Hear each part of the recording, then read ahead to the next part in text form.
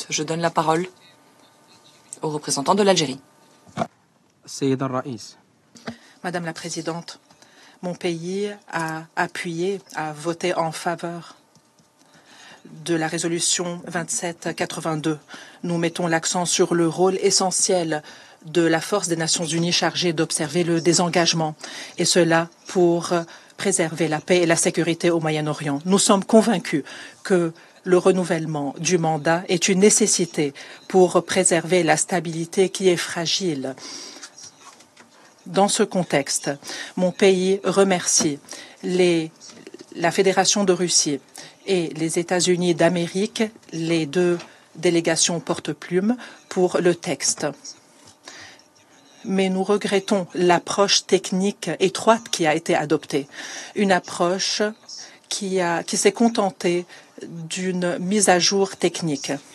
Le septième paragraphe demande de lever les mesures relatives au Covid-19, alors que ces circonstances appartiennent au passé aujourd'hui. Dans le paragraphe 2 du dispositif, nous parlons des forces armées arabes. Cette structure n'existe plus depuis 5 mois. Cette approche reflète malheureusement la paralysie dont souffre ce Conseil lorsque nous parlons des violations de l'occupation israélienne. Nous avons besoin de mesures pratiques et le Conseil de sécurité a été dans l'incapacité de les insérer dans le texte. Ce texte ne reflète pas la nouvelle situation dans la région d'opération de la FNUOD. Le secrétaire général dit qu'il y a des activités des forces de défense israéliennes dans la zone démilitarisée ou la zone tampon. Et cela conformément à la résolution 2766.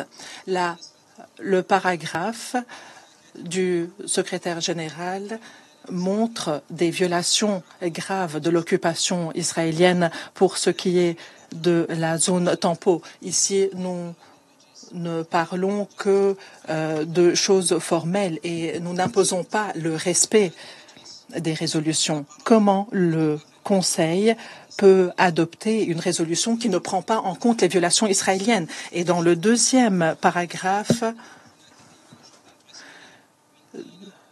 dit qu'on ne peut accepter des activités militaires, y compris dans la zone de séparation.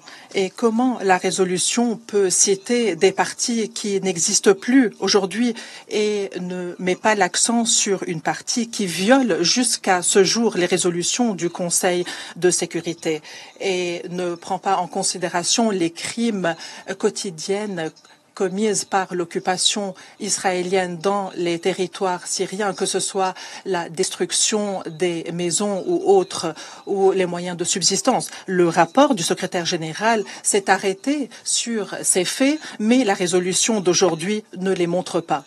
Et l'occupation israélienne prend des mesures de manière très claire, y compris dans le cadre des incursions sur le territoire syrien, que ce soit à Yarmouk ou Jabal al-Sheikh.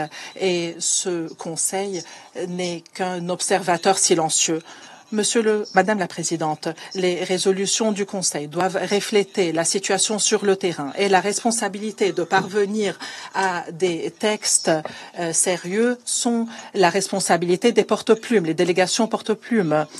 Il est essentiel d'adapter les forces onusiennes avec les évolutions sur le terrain et la FNUOD n'est pas une exception. En conclusion, mon pays réitère sa position selon laquelle le Golan occupé syrien est un territoire occupé et n'importe quelle tentative pour modifier son statut est nulle et non avenue. Et le Conseil de sécurité doit assumer ses pleines responsabilités et ses résolutions et ses interventions doivent se baser sur ce qui se passe sur le terrain pour promouvoir la justice et lutter contre l'impunité. Je vous remercie.